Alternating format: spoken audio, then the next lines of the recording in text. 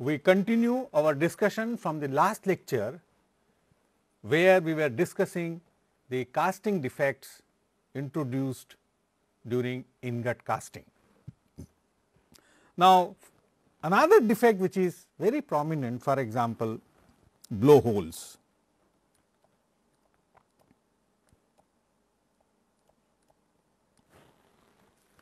Blowholes are entrapment of gas bubbles in a solid ingot. They are entrapment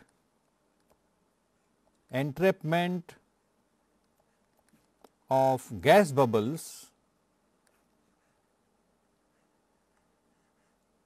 in solid ingot.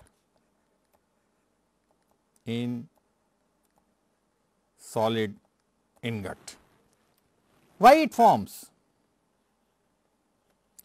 or rather how they form or why it forms? In semi-killed and rimming steel, the deoxidation is not complete. In fact, in rimming steel no deoxidation is done. In semi-killed steel, the steel is partially deoxidized. Therefore, during casting, the dissolved oxygen, it reacts with the carbon, and on account of this reaction, the CO gas evolves and the CO gas escapes from the ingot to the atmosphere. And when top portion of the ingot gets solidified, then there are no chances of escaping of the CO gas bubble outside the ingot, and therefore, these bubbles are entrapped, and as a result of which we get the so called blowhole. Now, what are the effects of these blowholes? What are the effects that it can produce? So, in why it forms, I can write down due to C plus O is equal to CO reaction during solidification. Now, what are the effects? In fact, blowholes are structural defects. Blowholes are structural defects.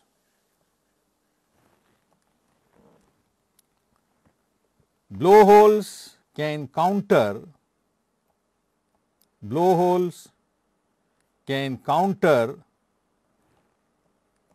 the shrinkage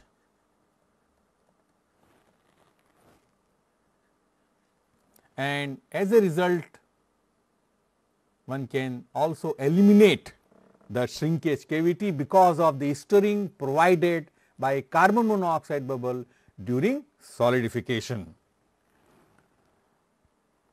Blowholes which are situated interior the ingot, they can be welded up during rolling. So, that is also one of the effect. Then in fact, surface blowholes, say blowholes which are present at the surface blowholes are harmful. Why? Because during reheating the steel will be oxidized, and as such it will do the harmful during rolling. What is the remedy? What is the remedy? Remedy is only control of deoxidation practice. Control of deoxidation practice, or one should see that the blowholes are not present in the ingot at the top surface, because they are only the harmful. Now, another defect is, for example, segregation.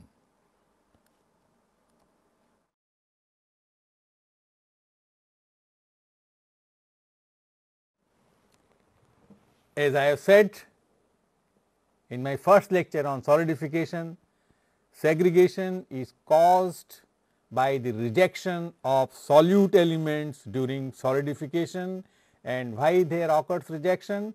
Because of the very low solubility of that impurity element in the solid. So, the excess is rejected, and on account of which the segregation can occur.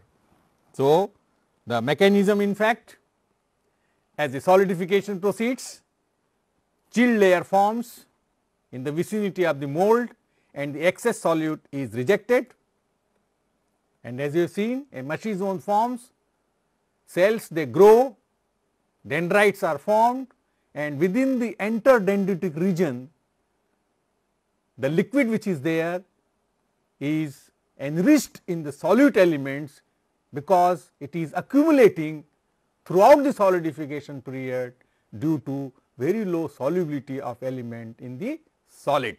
So, as a result of which interdendritic region will be enriched by the solid, and as we know that the macrostructure of killed steel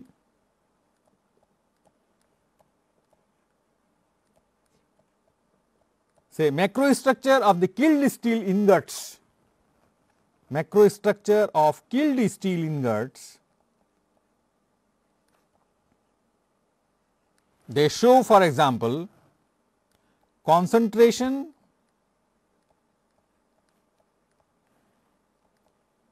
of solute in the form of V shape, which is found below the primary pipe, and this is called positive segregation. This is called positive segregation, that is, here the concentration of solute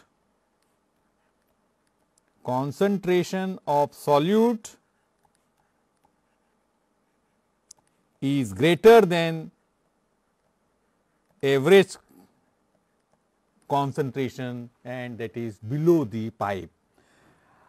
Another region one can see is the zones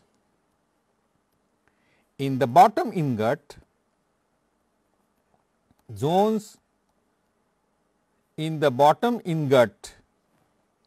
where concentration of solute is less than some average value, and this is called negative segregation.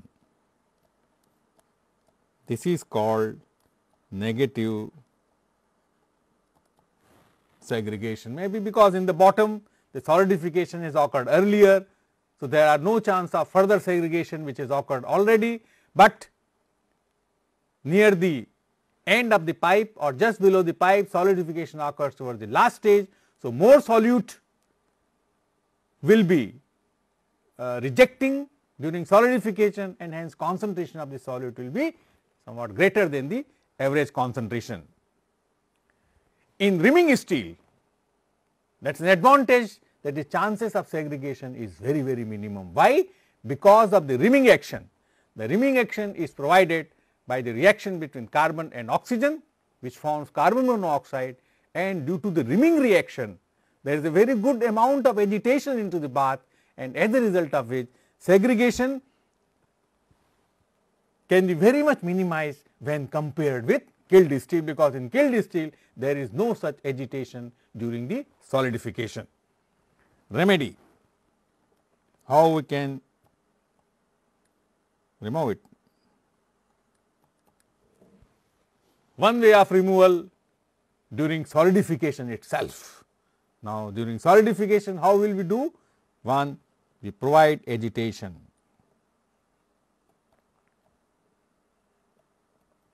Agitation during solidification. Now, we have to see how we are going to provide agitation during solidification, because if we can agitate the liquid steel during solidification, then it will homogenize the concentration, and hence chances of segregation will be minimized. Another way of removal of this segregation is that the micro segregation which results in the interdendritic region can be eliminated by a treatment called homogenization.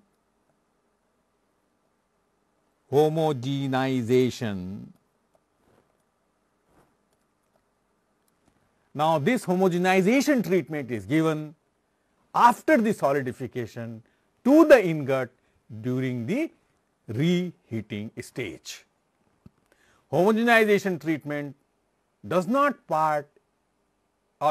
form a part of solidification process, but it forms a part during rolling or heat treatment operation. So, at that stage the microsegregation which is there in chilled steel ingot, it can be eliminated by homogenization, that by heating over a long period of time. Now, another say defect is non-metallic inclusions.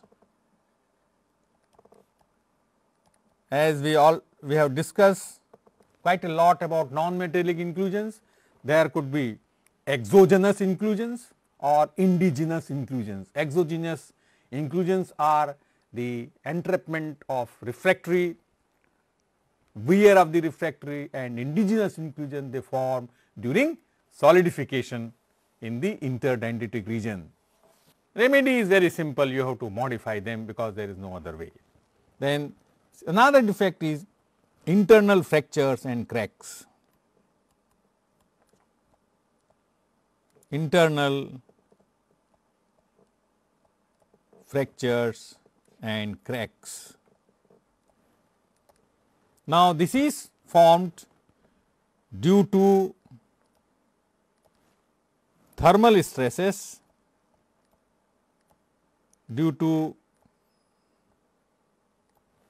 stresses, caused by either rapid cooling of the ingot or by rapid reheating during rolling purposes. Now, here hairline cracks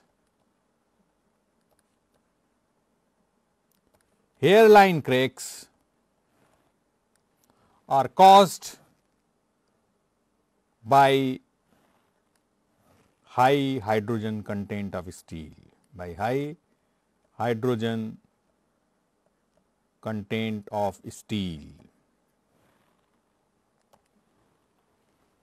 Now, question is why hairline cracks form? Why hairline cracks form?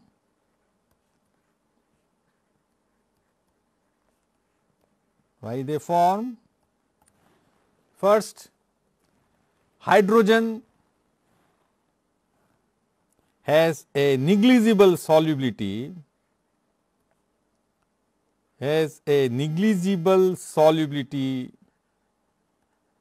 in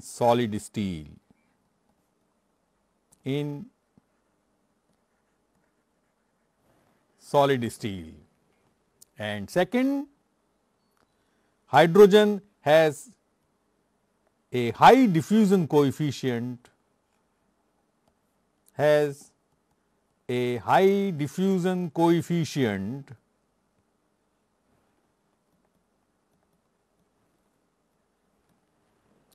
What does it mean?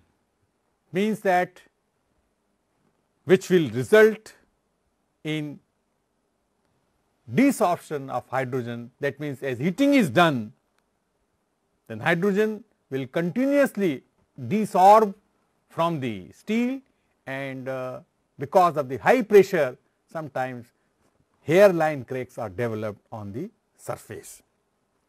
As regards the internal fracture, there is not much of the problem if you have the internal fractures, because they get welded up during rolling. But as regards hairline cracks, they can propagate onto the surface and eventually it may cause the so called defect in the product. So, that is all about the ingot casting.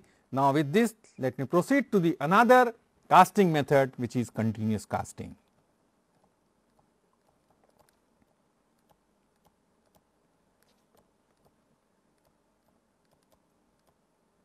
Continuous casting. As the name suggests, molten steel is solidified continuously in the form of semi-finished product. That means, molten steel is cast in such a way so that it gets solidified constantly and continuously in the form of semi-finished product. These semi-finished product can be ultimately transferred to the rolling operation. So, if we compare this continuous casting with just we have studied about the ingot casting, then the following advantages emerge over ingot casting. That means, I am now listing the advantages of continuous casting over ingot casting. So, the advantages are: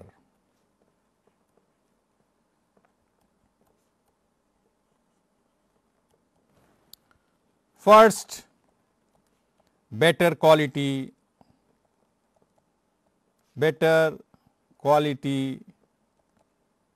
of semi-finished product.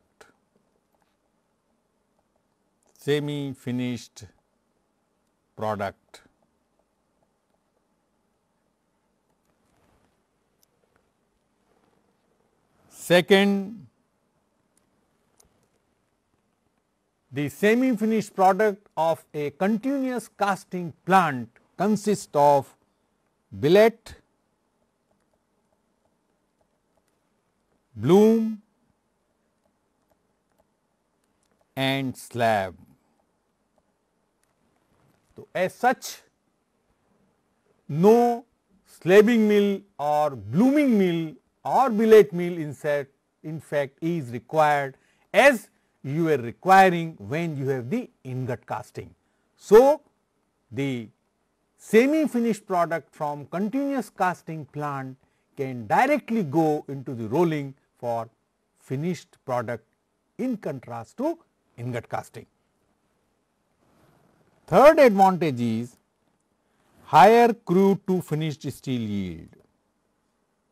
Higher crude steel to finished steel yield.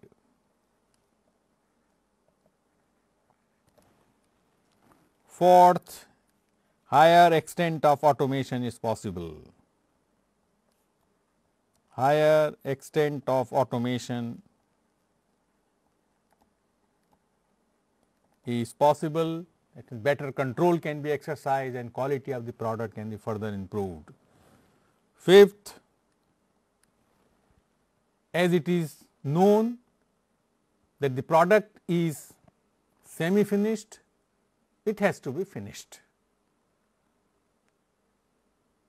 In case of continuous casting, width of the slab,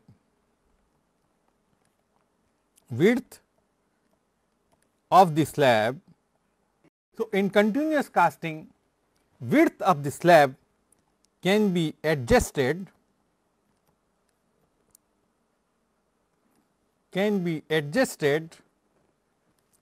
with the downstream strip mill requirement, for example, with respect to the width. That is, slab is used to produce a strip. At the end of the hot rolling of slab, there is these strips are coiled. So, depending on the width of the coiler, the width of the slab can be adjusted during continuous casting of steel. Another advantage is that ingots of larger sizes have increasing transverse and longitudinal segregation. In comparison to that, continuously cast product has lower segregation.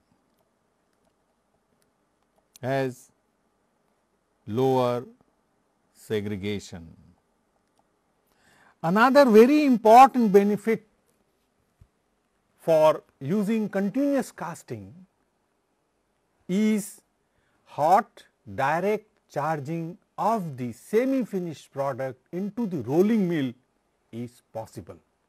In fact, it is being done, because the semi-finished product after continuous casting has a very high temperature of the order of 600–700 degrees Celsius, and that one can adjust. So, that much amount of energy you are going to save while reheating the billet for rolling purposes. So, the last advantage which is very important in terms of energy conservation issues, that is hot direct charging, hot direct charging is possible, not only possible, it is being done, it is being practiced. Now, having said so much advantages of continuous casting vis against ingot casting, how continuous casting is done? In continuous casting, the molten steel is poured from the ladle into the tun dish and from the tun dish into the oscillating copper mold which is cooled by the water. A partially solidified product is withdrawn constantly and continuously from the exit of the mold, which is then subjected to water spray for complete solidification. That is how the continuous casting is done. Now, this entire process is attained by combining ladle, tun dish, mold, water spray below the mold in such a way so that the speed of withdrawal of the partially solidified product from the mold is adjusted to the speed of pouring of liquid steel from ladle to tun dish and tun dish to mold. So, the figure shows the arrangement of different vessels in a continuous casting. So, this particular vessel is a refractory lined ladle, refractory lined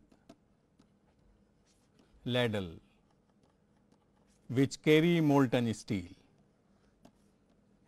which carries molten. So, the red one that you are seeing, this is in fact molten steel.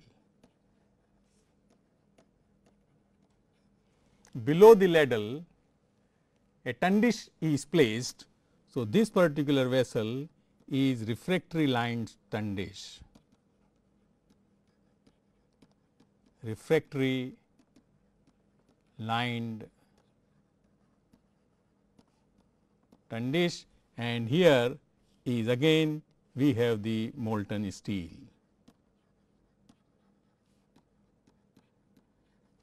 This particular is a sort of a submerged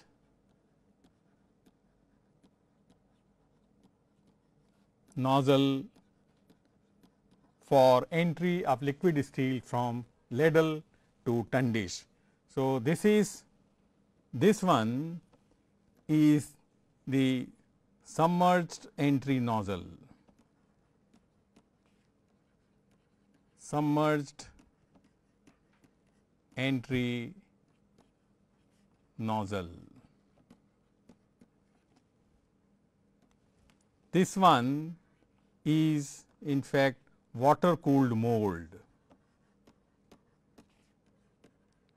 water cooled mold, and these are the supporting rolls, this one, they are the supporting rolls. To support the solidified shell. This one is a solidifying shell, solidifying shell, and somewhere here we have a torch cut-off point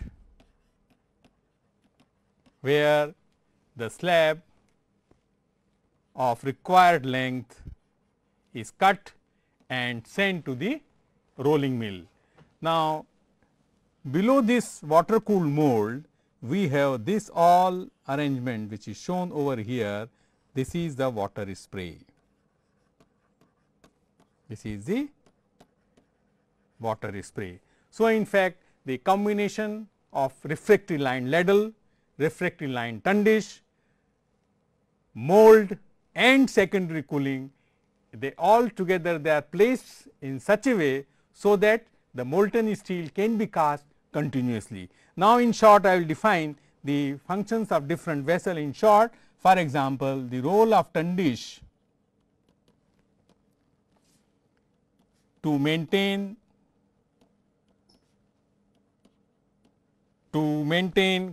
constant flow rate,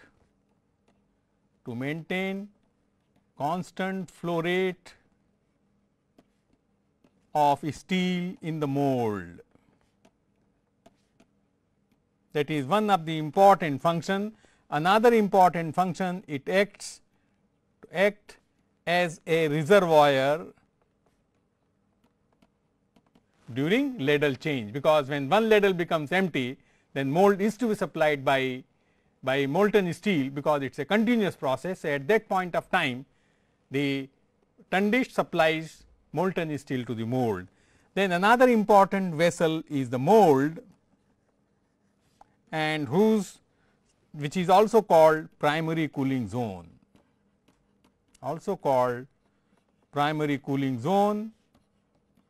Its length or height, whichever you want to call, is 0.7 to 0.8 meter, and the cross section depends upon whether you want to cast billet, slab or bloom. Also, mold is oscillating, and the oscillating function, it rather helps to strip the mold, so that a solidified shell along with the molten steel, it can be withdrawn continuously from the mold. So, as you see in the figure that this particular red mark is the liquid steel, that means the solidified shell in the core contains liquid steel, and then it gets solidified. So, then you have the secondary cooling. We have secondary cooling, which consists of water spray. They are arranged over the entire length of the strand. Then we also have a tertiary cooling,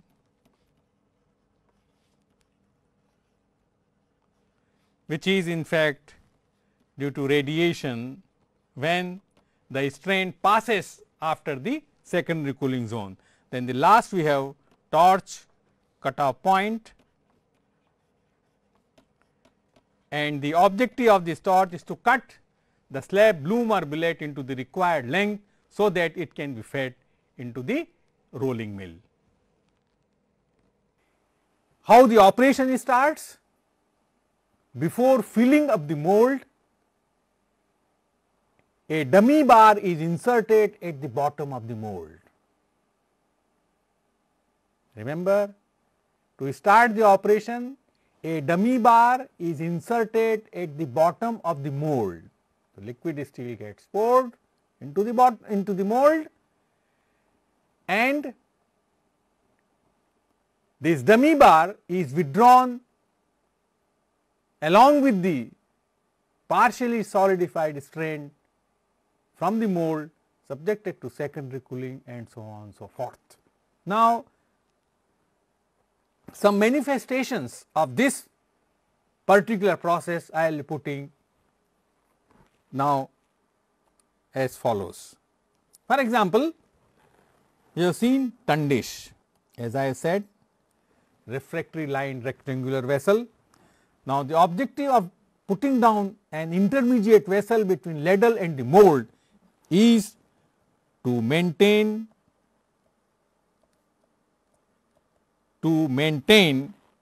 constant steel flow rate into the mold, flow rate in the mold. That means, for major portion of the casting period, the molten steel bath height in the tundish is kept constant, except in the beginning and towards the end period when the ladle has emptied. Otherwise, in major period, the height of the steel bath in the tundish is kept constant. As I have said, mold is a copper mold which has a very high thermal conductivity, because as the molten steel is poured into the mold, the solidification starts and it has to be very quick. So, it has to be of very high thermal conductivity, it is water cooled, and this particular is called, in the terminology of continuous casting, this is the primary cooling. This is the primary cooling.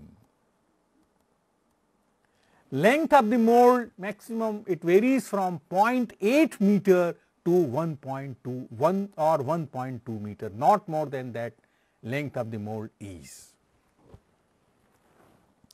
Then below the mold,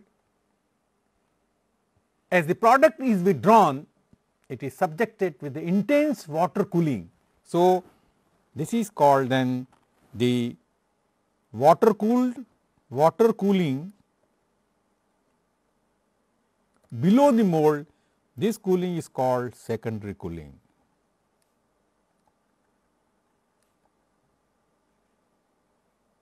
Secondary cooling, and the objective of secondary cooling is to completely solidify the product, because at the exit of the mold, the product is partially solidified. The complete solidification occurs in the secondary cooling zone. Now, secondary cooling zone length is of the order of 8 to 10 times that of primary cooling zone. Then after the secondary cooling, we may have the tertiary cooling, and this tertiary cooling occurs by way of radiation. So, location of complete solidification in the secondary cooling zone is very important, because after that there is no sort of intense cooling, it just cools in the atmosphere. And then we have a cutter which finally cuts the product into the required length, which can be tolerated in the rolling mill. Now, just to give you an idea, a ladle which is having, for example, 150 tons of steel, with the help of continuous casting and at the speed of 3 tons per minute, a 150 ton ladle can be cast into a product just in 50 minutes. So, the process is really very fast, and hence the control at each stage, right from pouring of liquid steel from ladle to tundish, from tundish to mold, the partially solidified withdrawn, strand and the secondary cooling, all are very important thing. Now, these machines, I mean the arrangement of these three, it can be of few types. One of the type, for example, is a vertical bending, In the initial development of the continuous casting process, the entire process was vertical. Ladle, from ladle to tundish, tundish to mold, then withdrawal of the stand was also vertical, and hence the length of the plant or height of the plant was very high. Now, then came the vertical bending. That means, the partially solidified product from the mold goes to the secondary cooling, and from there it is bent. So, in the vertical bending, product or semi finished product is cast straight,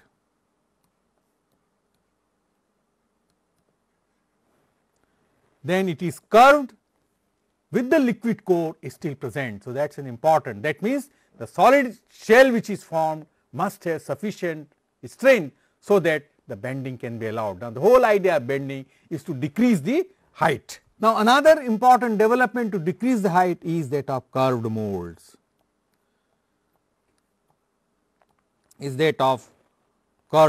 Now, here the slabs, they are generally cast in curved molds,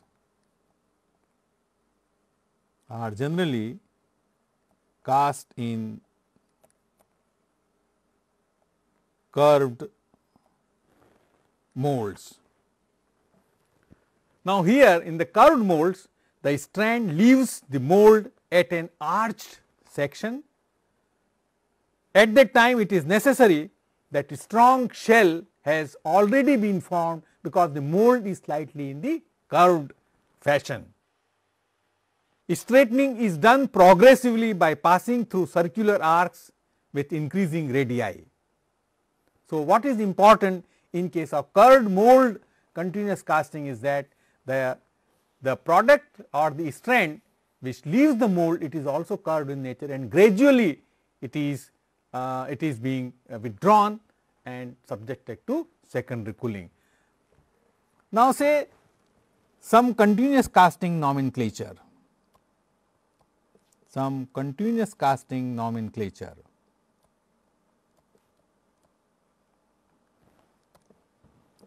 Say molten steel,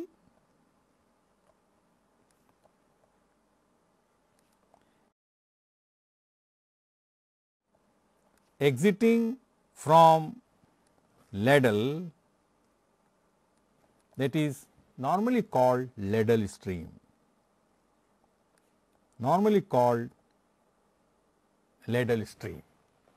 Then molten steel exiting from tundish,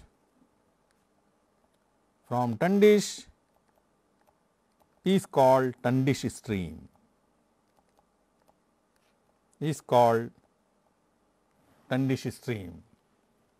Now, also you will hear, or you must have heard while I was delivering a lecture about the strand. Strand is in fact the name given to semi finished product, and these names, these strand means it is a billet or bloom or slab. In fact, strand means they are the solidified product. So, you can have a slab casting machine or a bloom casting machine or a billet casting machine. Number of strand, say number of strand,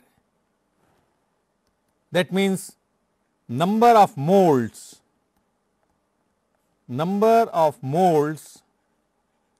placed below the tundish,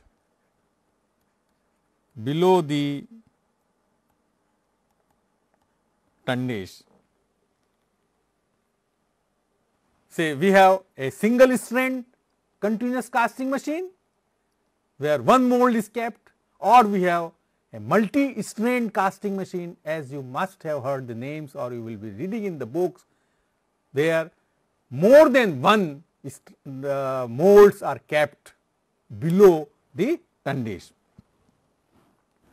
For example, say also we can say number of tundish streams,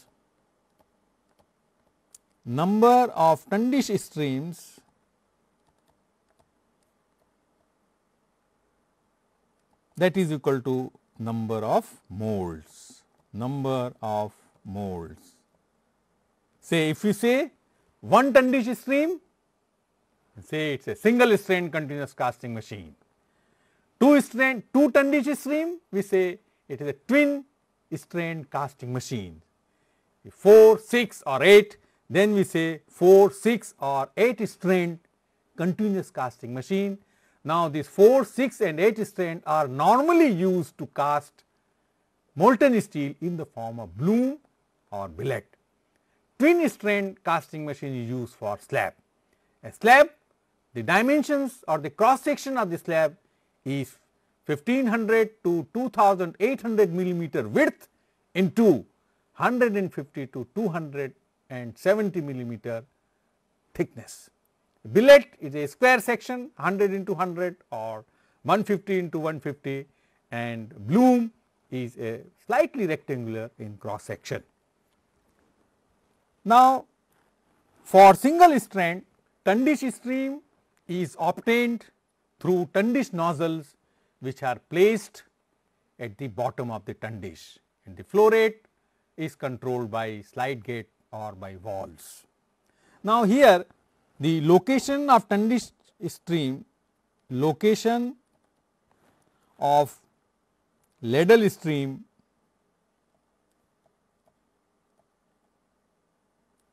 is important. In fact, the ladle stream is submerged into the Tundish.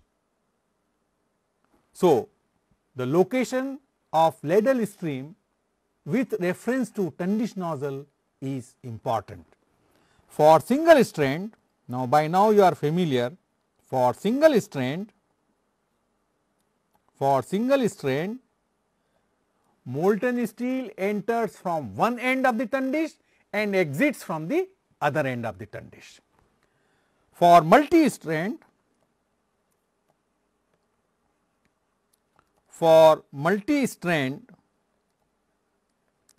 if L is the length of the Tundish,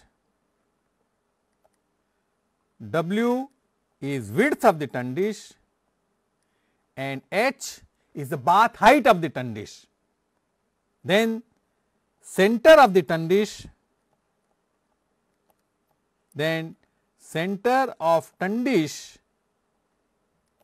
is located at L by 2 and W by 2.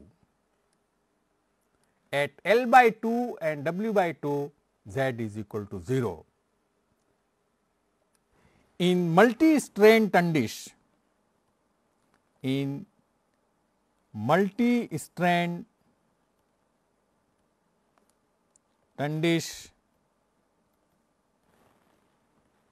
ladle stream is located in the Tundish at L by 2, W by 2 and 0.7 to 0.9 H location. That means, the stream is submerged into the bath, and also the Tundish nozzles are symmetrical on both sides of ladle stream. That means, if I have a 2-strand casting machine, then one nozzle is on the left side of the stream and another nozzle is on the right side of the stream at equal distance from the ladle stream.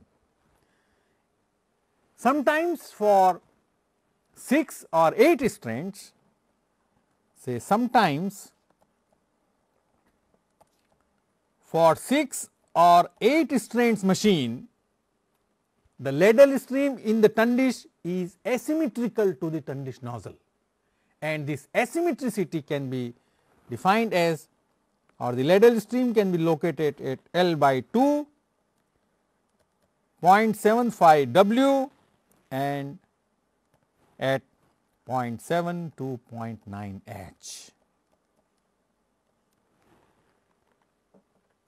Now, in multi-strand casting, 4, 6 or 8 strand casting machine, the location of ladle stream is very important, because if you look from the top of the Tundish, then it looks something this way. If I show top of the Tundish, this is the center line, and this is where here the ladle stream is hitting with just at the center, and one Tundish nozzle is here, another is here, one is here and one is here.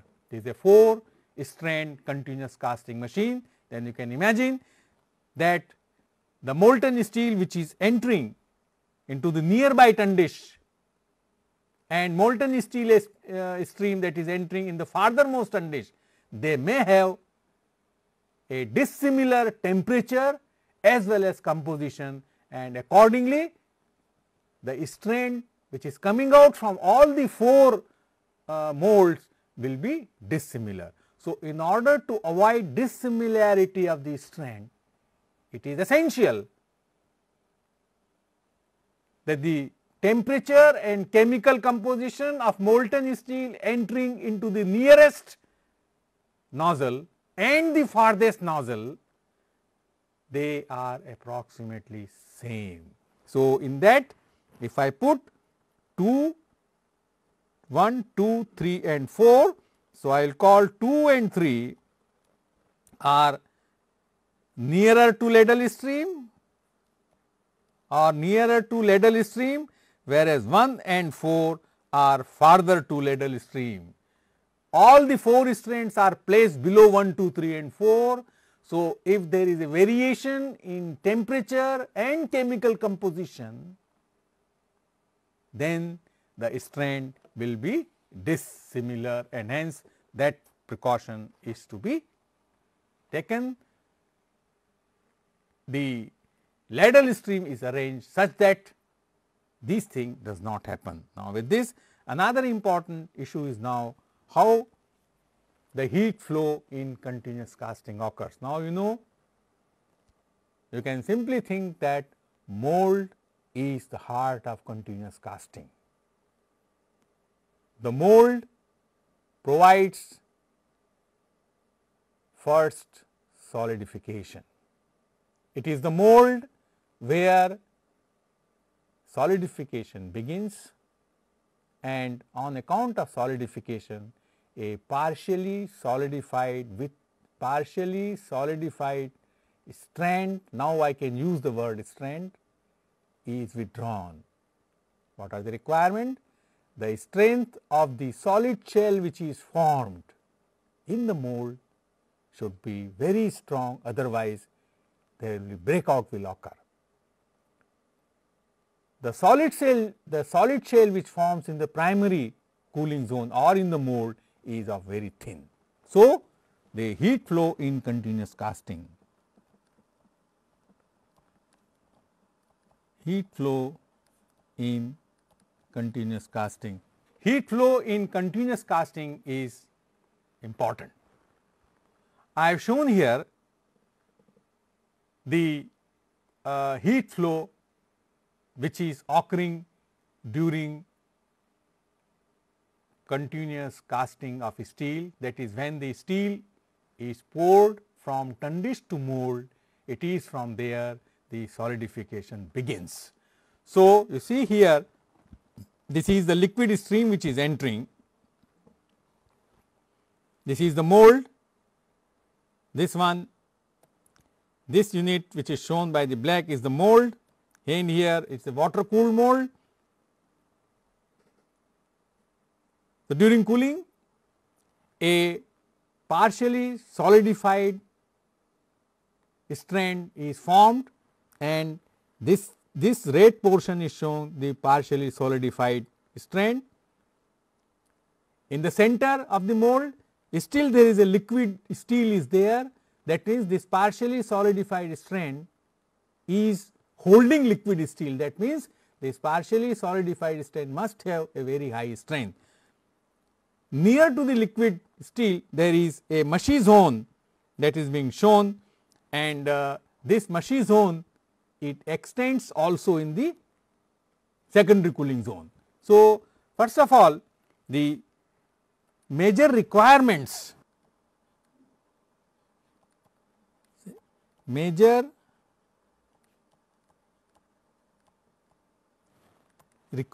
for heat flow, first of all, solidification must complete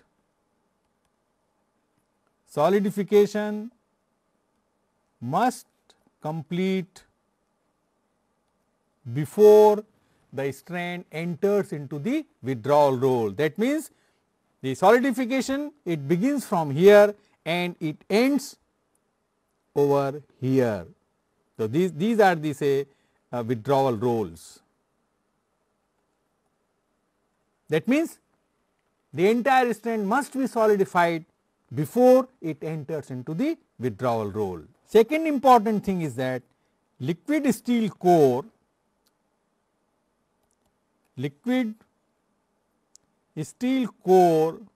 must be bowl shaped. With that, what I mean, say this is the liquid steel shell and this shape is a sort of a bowl steel shaped, and this shape is necessary for solidification. Third important requirement is metal shell in the mold. The metal shell which is produced in the mold should have sufficient strength, If not, then what will happen? The breakout will occur. So, therefore, the casting speed must be matched with the rate of pouring of liquid steel from tundish to mold, such that the solidification occurs completely before the strand enters into the withdrawal rolls. Now, what is the casting speed? The casting speed is the rate of linear movement of the strand, and it is given in terms of meter per minute.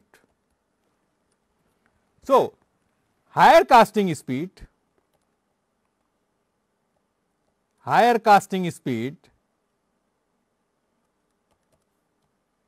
which one may be tempted to increase the productivity, what it leads to? You will be having less time available for heat extraction in mold,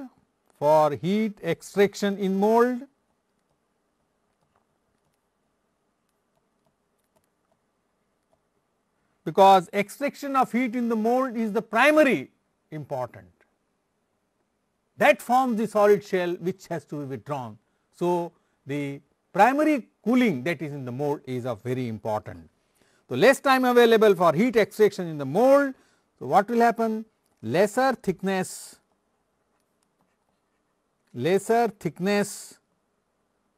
of the solidified shell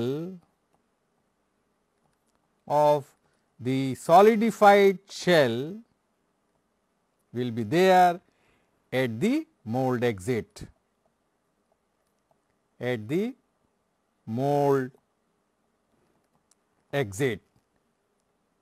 a result, what will happen? Longer length of the liquid core,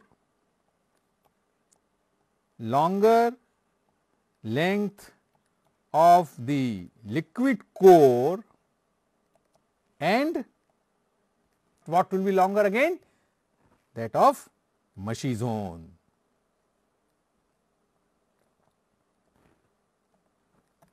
Therefore, the casting speed must be optimized. Now, what is important here from consideration of the heat transfer in continuous casting, what has emerged as a most important issue is that of adjusting the heat transfer condition. I repeat once again, unless or the primary cooling in the mold does not form a metal shell of sufficient thickness, it will create problems during the further heat extraction mechanisms. So, the most important thing is the casting, is the mold part. Now, the further things we will discuss in the next lecture.